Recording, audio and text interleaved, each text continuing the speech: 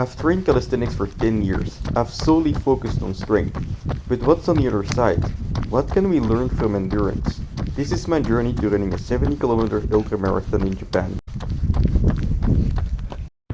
Okie dokie, boys and girls, it is day 86 of Road to Shimanami, and today's schedule was a bit tight, so I woke up early and got my workout in anyway. But the great thing about calisthenics, or if you need excuses, the bad thing about calisthenics, the downside of calisthenics, is that you don't have any excuse to not train at all, because the only thing that you need to, in order to train, is to wake up and then basically have a floor. And I think we all have a floor, no matter how big the floor is, no matter how much space we have a floor to our available to us. And even if you don't have a floor, that probably means that you're hanging from your hands. Well, that's a workout in itself, so I guess there is really no excuse. And take it as a great thing or a bad thing. I really like that fact about calisthenics, where you're just able to train and be consistent every day.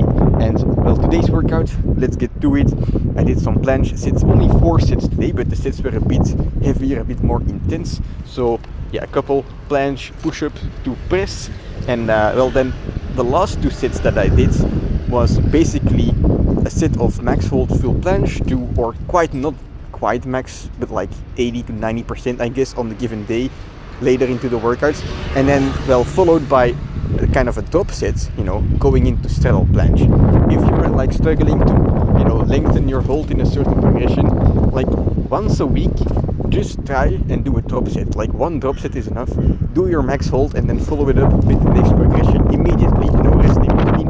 And I think it might be allowing, or it might allow you to break through your plateau. But anyway, then the set after that, I did a set of almost max hold in a straddle planche, followed by some push-ups. And I felt weak on all of those sets, but it doesn't matter because we got it done anyway. So anyway, that's it for today's workout.